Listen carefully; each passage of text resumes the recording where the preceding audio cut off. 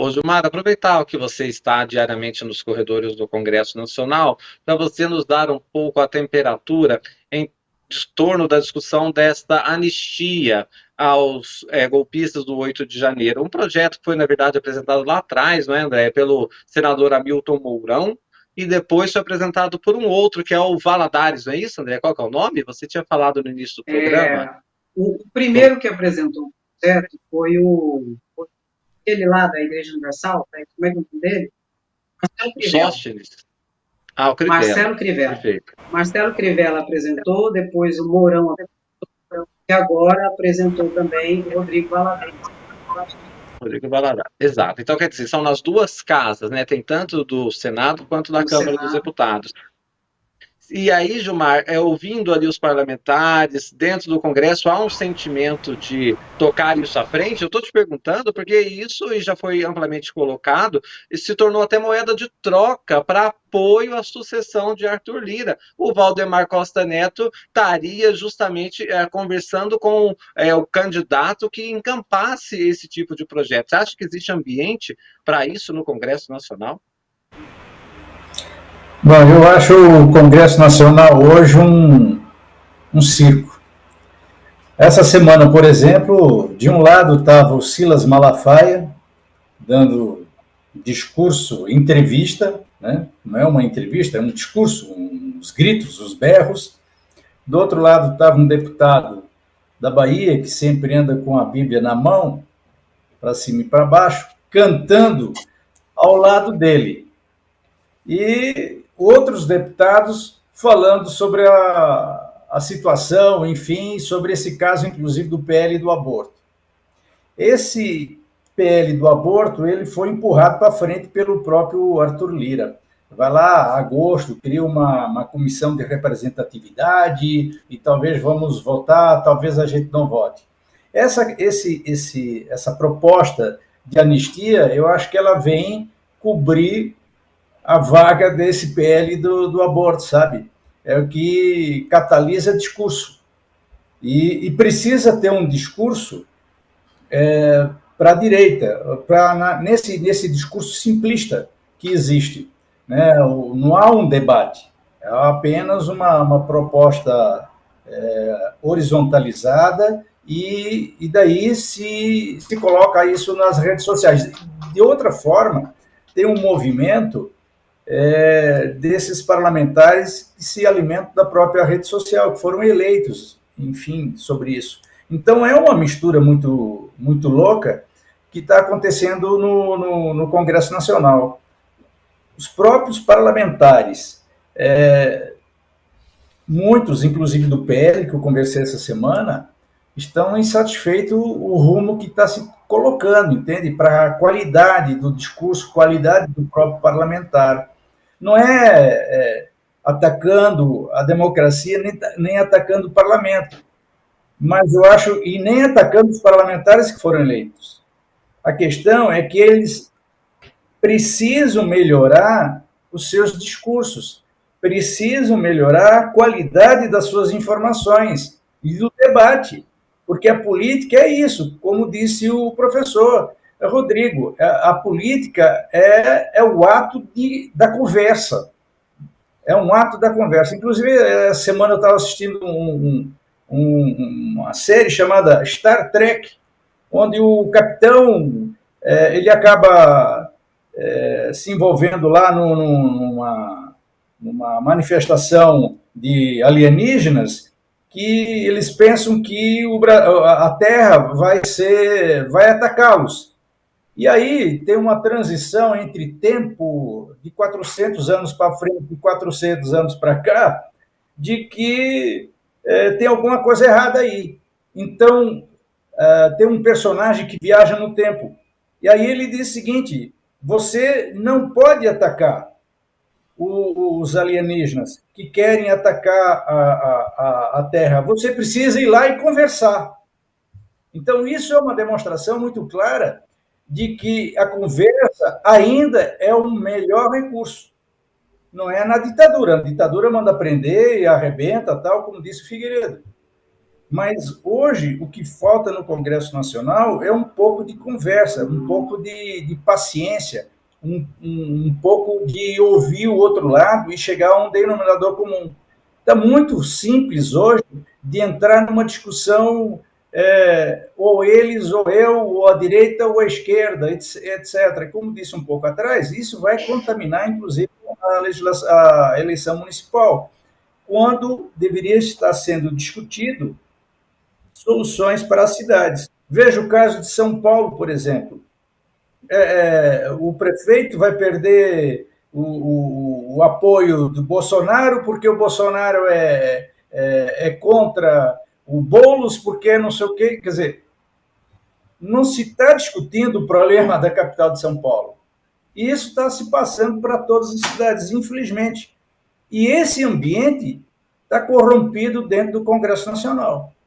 Eu acho que precisa ter um freio de ajuste de mão aí, para que, sinceramente, precisamos melhorar. Porque o Brasil, essa semana, por exemplo, estava lá no Congresso Nacional a Simone Tebet, que é a ministra do Planejamento. Ela estava falando sobre 5 rotas para o Pacífico. Aí, segundo ela, 3 dessas rotas para o Pacífico vão ser implementadas até o final do ano, porque tem muita estradas e pontes já em execução. O que isso vai representar? Representar a venda de produtos, a exportação de produtos, não é só commodities, etc., mas produtos de todos os gêneros que nós podemos vender para a Ásia, para a China, enfim. Isso vai encurtar a distância, vai reduzir as tarifas marítimas, enfim. Quer dizer, nós vamos chegar muito mais rápido na Ásia, através do Pacífico. Mas essas questões, me parece que está passando paralelo, porque essa colocação dela não foi dentro de uma audiência da comissão, qualquer comissão permanente do Senado ou da Câmara, foi durante um seminário feito pelos deputados estaduais da Amazônia Legal, que perguntaram sobre isso e ela expôs essa condição. Então, lamentavelmente, nós estamos com um discurso muito pequeno, muito curto. E isso, infelizmente, prejudica o parlamento do ponto de vista do parlamentar, a partir do parlamentar. Deixa eu ler aqui também uma outra participação da Julieta Aires. Ela fala assim, viu, Prando? Vamos para a rua também contra a anistia, se for o caso aqui, diz ela, em relação a isso. Essa questão da anistia em pleno século XXI, não tem como dizer que me espanta profundamente, Prando. Quer dizer, a pessoa comete um crime, um atentado contra o Estado de Direito, elas foram condenadas por isso no Supremo Tribunal Federal, não sou eu que estou dizendo, e agora se falar em anistia para golpistas, de novo, vou reforçar aqui, que é o meu sentimento, esse povo não se converteu à democracia no 9 de janeiro, né, Prando? Não se converteu e não se converterá, porque eles estão numa bolha e existe dentro dessa bolha o viés de confirmação das mensagens que chegam. Teoria da conspiração, fake news, pós-verdade, negacionismo de toda sorte. Então isso de fato acontece e como eu falei anteriormente, né, qual é a sinalização que se dá para o cidadão cumpridor da lei dizendo o seguinte, tudo bem, aquele que foi derrotado e o grupo daquele que foi derrotado nas eleições vai se insurgir contra o resultado, vai quebrar, vai atacar, vai agredir, e depois de condenado, alguém vem e passa uma lei perdoando. Quer dizer, então por que não para outras questões? Por que não sempre? Ou seja, a fronteira e o limite do que é legal, do que se pode fazer, fica absolutamente transponível a qualquer momento por qualquer um.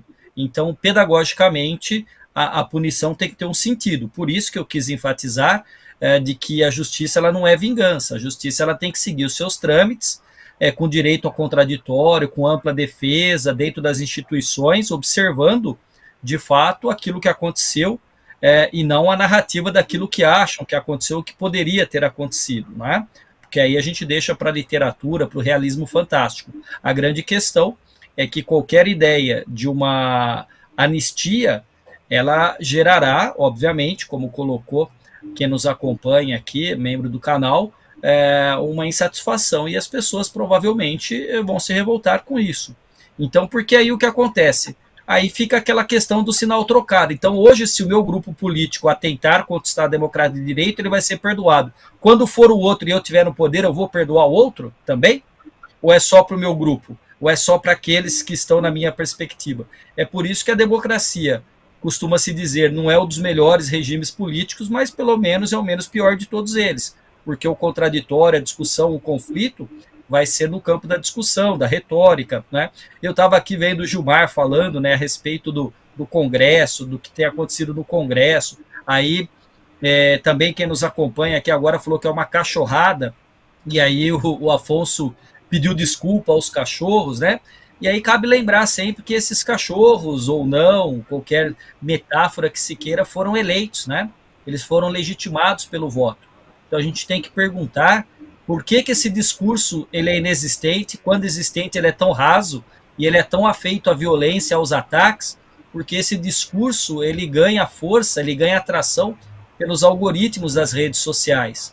Aquela pessoa que faz um discurso ponderado, um discurso racional, pensando numa rota para o Pacífico, em melhoria da balança comercial, em parcerias, essa pessoa não vai ter amplitude. O que vai trazer amplitude? O ódio, o ressentimento, o medo, a angústia, e isso as big techs sabem muito bem, e o Brasil é um grande laboratório, não à toa que a extrema-direita encontrou aqui uma forma muito boa de ser conduzida ao poder, inclusive por força das redes sociais. Inclusive, isso tudo é estudado já há um bom tempo, e só para destacar uma coisa, vocês provavelmente devem acompanhar, foi feita uma pesquisa por pesquisadores lá da minha cidade, da Universidade Federal de São Carlos, em parceria com professores, cientistas políticos da USP. Isso aí faz 2 semanas e pouquinho, mais ou menos, e os pesquisadores estavam intrigados pelo fato de que tem aumentado a filiação política. No momento em que há um descrédito da política e um ataque aos políticos, por que a filiação política tem aumentado? E na pesquisa que eles realizaram, eles perceberam que tem um elemento que é comum naqueles que estão militando politicamente, que é o ódio. E eles têm chamado isso de militância pelo ódio, militância a partir do ódio. Então eu estou militando porque eu odeio o meu adversário, e na verdade quando você odeia, não é mais adversário, é inimigo. O inimigo tem que ser eliminado. Então tudo isso, Afonso, faz parte de um grande combo que infelizmente tem apequenado a nossa política. A nossa política tem se tornado, infelizmente, uma mesquinharia, mas depende especialmente de quem vota. Depende daquele que não é apenas um eleitor, mas é um cidadão, que tem direitos e deveres e deve usá-los da melhor maneira possível, pensando na questão da democracia e dos valores republicanos. Ô André, eu não queria deixar esse programa aqui antes de te falar um pouco sobre essa questão de anistia, porque eu assisto o seu canal, acompanho, deixo o like lá também, viu, André? Sempre eu deixo o like e escrevo alguns comentários, e tem tanta gente que escreve lá que às vezes acho que você não consegue acompanhar todos. Mas para te dizer que você fala muito bem sobre esse tema de anistia no seu canal, e me parece que nisso tudo também há um método, não é, André? Porque se essa anistia avança de alguma forma no Congresso Nacional, vai ser questionada no Supremo Tribunal Federal, que vai dizer que há desvio de finalidade, enfim, a tendência é grandíssima que isso caia, bem na verdade, mas aí é mais um momento para se atacar o Supremo Tribunal Federal. Ou seja, há uma forma de usar isso e ter alguma vantagem, seja ganhando ou seja perdendo, não é isso, André? Ah, com certeza, né? Teria, se realmente tivesse andamento, na minha percepção, seria mais uma das tal de pauta-bomba, que vai trazer desgaste político para o governo federal, e se for aprovada, sendo aprovada, se for o que eu acredito, vai chegar no Supremo Tribunal Federal. E é o Supremo Tribunal Federal que vai dizer se essa lei tem validade ou não. E, na minha concepção, se por um acaso fosse uma lei dessa, eu acredito que o Supremo Tribunal Federal a declararia de plano absolutamente inconstitucional, ou seja, sem qualquer validade jurídica. Consequentemente, toda a situação se manteria como está, não é? Porque a gente tem que pensar, para pensar. Todo nós vimos o que aconteceu no 8 de janeiro. Vimos o que aconteceu antes do 8 de janeiro. Bastava um cabo e soldado para, né, fechar o STF. Não sem razão foi o poder mais depedrado, mais destruído.